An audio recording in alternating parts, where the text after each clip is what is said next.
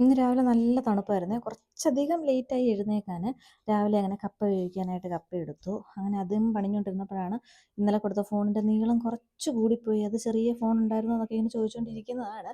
പിന്നെ നമ്മുടെ മുറ്റത്ത് തന്നെ ഉണ്ടായിട്ടുള്ള കോവയ്ക്ക, പയർ ഈ ഐറ്റംസൊക്കെ പറിച്ചിട്ട് ചെറിയൊരു മെഴുക്ക് പുരട്ടി. അങ്ങനെ മെഴുക്ക് പുരട്ടിയും വെച്ചു. ഉച്ചയ്ക്ക് ചോറും കപ്പയും മീൻകറിയും പിന്നെ നമ്മൾ ആ ചെറിയൊരു മെഴുക്ക് പുരട്ടി വെച്ചല്ലോ അതും കൂടെ കൂട്ടി സെറ്റായിരുന്നു കേട്ടോ. ഹോസ്റ്റലിലൊക്കെ നിൽക്കുമ്പോൾ കപ്പയൊക്കെ കിട്ടാൻ വേണ്ടി ഞാനിങ്ങനെ കൊതിച്ചിട്ടുണ്ട്. അത് വീട്ടിൽ തന്നെ വേണം. എവിടുത്തെ ആയാലും വീട്ടിൽ തന്നെ വേണം എനിക്ക്.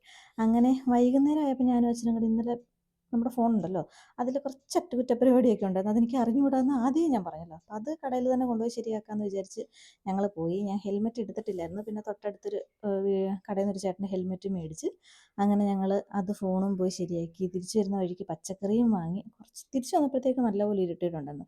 പിന്നെ ഞങ്ങൾ ചിക്കനും വാങ്ങി, പച്ചക്കറിയും വാങ്ങി, ഒരു ചായയും കുടിച്ചിട്ട് നേരെ വീട്ടിലോട്ട് വന്നു. വീട്ടിൽ വന്നു കഴിഞ്ഞപ്പോൾ അച്ഛനും അമ്മയും ഇത് പഠിപ്പിക്കാൻ പഴയ ഫോൺ അവർക്കുണ്ട്. എന്നിട്ട് ഇത് പഠിപ്പിക്കാൻ കുറച്ച് ബുദ്ധിമുട്ടായിരുന്നു. അങ്ങനെ അവരെ ഓരോ കാര്യങ്ങളൊക്കെ പഠിപ്പിച്ചുകൊണ്ടിരിക്കുകയാണ് ഇന്നത്തെ പരിപാടി. വൈകുന്നേരം ഉച്ചക്കത്തെ സെയിം ഫുഡായിരുന്നു.